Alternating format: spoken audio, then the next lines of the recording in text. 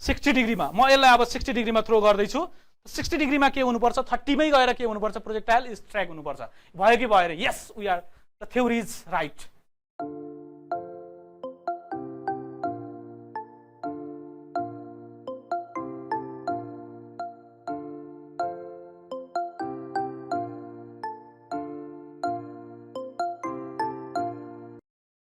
Hello everybody, I am GP Adhikari. Today I am going to discuss about very interesting topics, that is projectile motion.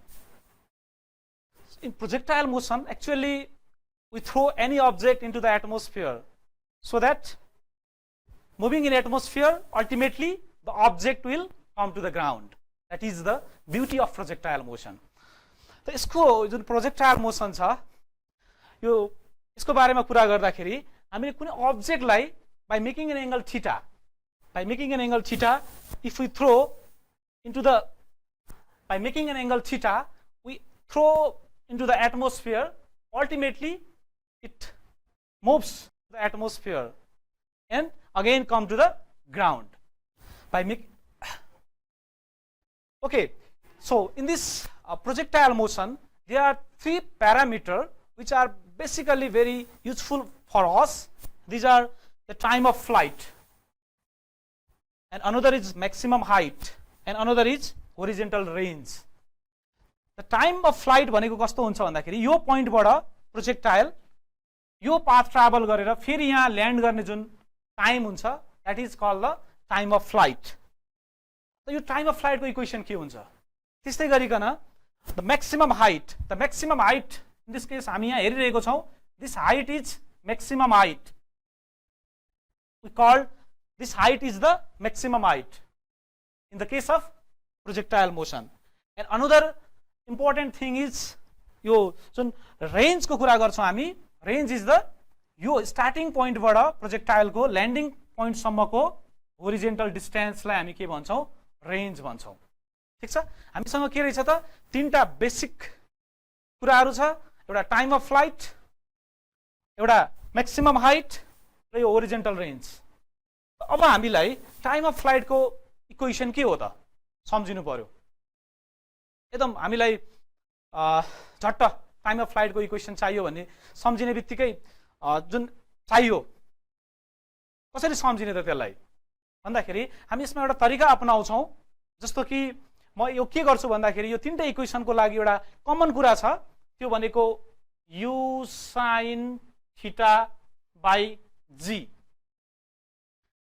त्यस्तै गरिकन यो maximum height को पनि म के लेख्छु u sin theta by g. And again for horizontal range यसको लागि पनि मैले यहाँ के लेखे त भन्दाखेरि u sin theta by g. ठीक छ तीनटैमा त एउटै कुरा आउने रहेछ. अब तीनटैमा एउटै कुरा आउँछ भने अब यसलाई सम्झिन सजिलो तरिका के होला त भन्दाखेरि हामी टाइम अफ फ्लाइट को लागि के गर्छौं भन्दाखेरि यो जुन t छ नि यसलाई म के सम्झिन्छु भन्दाखेरि समथिङ लाइक 2. यो 2 ले यसलाई यो इक्वेसनलाई मल्टिप्लाई गर्दाखेरि के आउँछ त जुन यो इक्वेसन आउँछ this equation is the equation for time of flight. Very simple this is the equation for time of flight. त्यसपछि त अब हामीलाई मैक्सिमम हाइट यो मैक्सिमम हाइट को इक्वेसन चाहियो भने अब के गर्ने त भन्दा जुन यो हाइट याद छ नि म यसलाई समथिङ लाइक 1/2 अर्थात हाफ सम्झिन्छु. त 1/2 गर्दाखेरि के हुन्छ भन्दाखेरि 1/2 ले मल्टिप्लाई गर्दा यो 2 ले मल्टिप्लाई गरे 1/2 ले यसलाई म के गर्छु भन्दाखेरि यो 2 लाई यहाँ स्क्वायरिङ एन्ड अगेन स्क्वायरिङ अर्थात u square sin square theta by twice g is the equation for maximum height. के हुने रहेछ त मैक्सिमम हाइट को इक्वेसन यो हुने रहेछ. एन्ड लास्टली त होरिजेन्टल रेंज चाहियो. त होरिजेन्टल रेंजमा के छ भन्दाखेरि u को स्क्वायर गर्छौं एन्ड sin 2 थीटा यो स्क्वायर गरेको 2 लाई लगेर sin 2 theta and upon g. This is the equation for horizontal range. ल यो तीनटा जुन फर्मुला हामीलाई हाम्रो लागि जुन कन्फ्युजिङ टाइपको थियो हैन यो कुरा यो फर्मुलाहरु हामी एउटा सिम्पल ट्रिक अपनायौं भने सिम्पली तीनटैमा u sin theta by g लेख्ने हैन एन्ड टाइम अफ फ्लाइट को लागि 2 ले मल्टिप्लाई गर्ने मैक्सिमम हाइट को लागि 1/2 ले मल्टिप्लाई गरेर जुन 2 आएको हुन्छ यो u square sin square theta गर्यो भने म्याक्सिमम हाइटको पनि आइहाल्यो। त्यस्तै गरिकन होरिजेन्टल रेन्जको लागि u square sin 2 theta upon g। यति गर्यौं भने यो इक्वेसनहरु सम्झिन हामीलाई कुनै पनि गाह्रो हुने छैन। र आजको मेनली मैले डिस्कसन गर्न खोजेको कुरा के हो भन्दाखेरि यो म्याक्सिमम होरिजेन्टल रेन्ज म्याक्सिमम अथवा हामीले यतापट्टि जाने ट्राभल गर्ने यो जुन होरिजेन्टल डिस्टेन्स छ यो सबभन्दा पर फर अ गिवन भेलोसिटीको लागि कहाँसम्म पुग्न सक्छ त डिटेलमा आज हामी डिस्कसन गर्छौं। त यहाँनेर हेरौं त म्याक्सिमम होरिजेन्टल रेन्जको फर्मुला के भइरहेको छ r maximum is equal to u square by g। किन भयो यसमा रेन्जको फर्मुला के थियो हामीसँग r is equal to u square sin 2 theta by g। अब यो इक्वेसनमा हाम्रो म्याक्सिमम यो r म्याक्सिमम हुनको लागि के हुनु पर्छ for a given velocity this sin 2 theta should be maximum and its value is sin 2 theta maximum कतिखेर हुन्छ जब यसको भ्यालु कति हुन्छ त 1 हुन्छ। यो के हुने रहेछ भन्दाखेरि r maximum is equal to के भयो त भन्दा u square by g when कति त sin 2 theta is equal to 1। यो गर्दाखेरि के हुन्छ थीटा यसबाट हामी के गर्न सक्छौं त थीटा is equal to कति हुँदो रहेछ त 45 degree. Yes theta is equal to 45 degree the projectile has maximum range। यहाँ हामी यहाँ हेर्न सक्छौं यो 45 डिग्रीमा थ्रो गरेको बेलामा at the initial speed 15 meter per second the range is maximum। यो जुन रेन्ज हामीले भेटिरहेको छौं यो म्याक्सिमम हुन्छ अदर देन दिस एंगल। यो 45 भन्दा अरु एंगलमा थ्रो गरेको बेला भन्दा 45 डिग्रीमा के हुने रहेछ त होरिजेन्टल रेन्ज म्याक्सिमम हुन्छ। त यो एउटा हाम्रो लागि एउटा इम्पोर्टेन्ट कन्डिसन थियो। अब यसपछि यसको थोरै हामी एप्लिकेसन पार्टमा अलिकति डिस्कसन गर्छौं। जस्तो यहाँ के भनिरहेको छ भन्दाखेरि there are two angle of projection one is theta and another is 90 minus theta at which we get the same horizontal range। there are two angle at which we get the same horizontal range। ठीक छ दुईटा एंगलमा हामीले के हुने रहेछ त range same पाउँछौं। कसरी त्यस्तो हुन्छ त भन्दाखेरि r1 is equal to u square sin 2 theta by g for angle theta this is the equation and for another angle 90 minus theta this is for के त थीटा को लागि। यो कन्डिसन हुन्छ भने for 90 माइनस थीटा को लागि हामी के भन्न सक्छौं त भन्दाखेरि यो एंगल लगेर हामी कहाँ राख्ने हो त यो एंगलको ठाउँमा राख्ने हो। ल यो हेरौं त कस्तो हुन्छ यो r2 is equal to के हुने रहेछ त भन्दाखेरि यो गर्दा u square sin 2 90 minus theta upon g। यो 2 ले यसलाई मल्टिप्लाई गर्दाखेरि के हुन्छ 180 माइनस थीटा अपन g। त अल्टिमेटली यसको भ्यालु कति आउँछ त भन्दाखेरि u square 2 theta upon g which is equals to r1। यहाँ हामीले क्लियरली देखिरहेको छौं r1 यो r2 र r1 के छ त इक्वल छ। कतिखेर r1 के थियो और थीटा को लागि रेन्ज अर्को r2 भनेको के थियो 90 माइनस थीटा को लागि भनेपछि हामी एउटा के कन्क्लुजनमा पुग्छौं भन्दाखेरि there are two angle of projection one is theta and another is 90 minus theta at the both case we get the same horizontal range। यसको हामी डेमोन्स्ट्रेसन पनि हेर्छौं। यसको के हुने रहेछ भन्दाखेरि रेन्ज सेम हुन्छ। यो कस्तो कस्तो कन्डिसनमा हुन्छ होला ल अब हामी यसको एप्लिकेसन पार्टमा जाउँ त। जस्तो 20 एउटा एंगल 20 डिग्री भयो भने अर्को कति हुनु पर्यो 90 minus 20 that is 70 डिग्रीमा एउटा 20 डिग्रीमा अर्को 70 डिग्रीमा के हुन्छ त रेन्ज सेम रेन्ज आउँछ दुईटै केसमा। त्यस्तै गरिकन एउटा 30 डिग्रीमा हामीले थ्रो गर्यौं अर्को 60 डिग्रीमा थ्रो गर्यौं भने पनि के हुन्छ त होरिजेन्टल रेन्ज सेम हुन्छ। त्यस्तै गरिकन 45 त 45 नै भइहाल्यो यसको 45 माइनस 90 माइनस 45 also 45 मा त के हुन्छ त रेन्ज म्याक्सिमम हुन्छ। we know this point very well।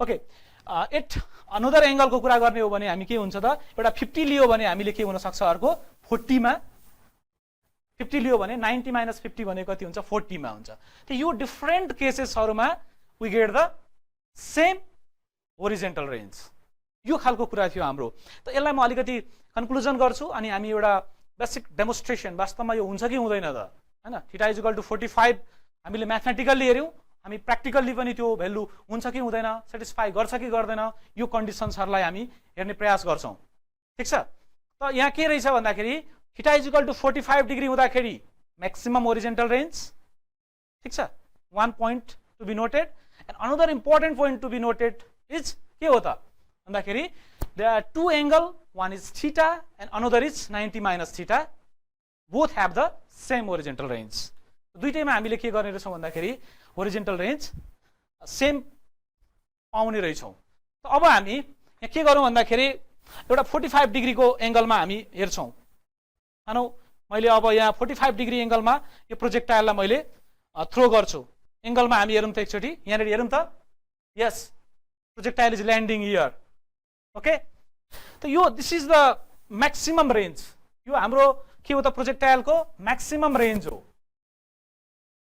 ठीक छ for a given initial velocity को लागि अहिले मैले 15 metre per second initial velocity choose गरेर मैले यो प्रोजेक्टाइललाई थ्रो गरे र यो कहाँ गइरहेछ हेरौँ त यहाँ दिस फलो यो पाथ फलो गरेर यहाँ ल्यान्ड भइरहेको छ that is the maximum horizontal range that is the maximum horizontal range ल हेरौँ त यो म्याक्सिमम होरिजेन्टल रेन्ज अब म अर्को एंगलमा ट्राई गर्छु जस्तो मैले अघि के भनेको थिए अर्को 30 एउटा भयो भने अर्को 60 हुन्छ 90 माइनस 30 इज 60 भनेको थिए त्यसमा ट्राई गरौँ त ल एउटा 30 मा ट्राई गरौँ त 30 मा मैले यसलाई ट्राई गरे भने हेरौँ त यो प्रोजेक्टाइल कहाँ जान्छ यही गएर ल्यान्ड भयो भनेपछि 45 भन्दा यता छ कि छैन यता छ यसको मिनिङ के हो त रेन्ज कम भयो कि भएन रेन्ज त कम भयो 45 को सँग कम्पेयर गर्ने हो भने अब हामी के गर्छौं भन्दाखेरि 30 डिग्रीमा जति रेन्ज पाएको छौं अब हामीले हाम्रो थ्योरी अनुसार के हो 90 माइनस 30 भनेको 60 डिग्रीमा we have to gain the same range त्यही रेन्ज हामीलाई चाहियो कति डिग्रीमा 60 डिग्रीमा ट्राई गरौँ त हामी अब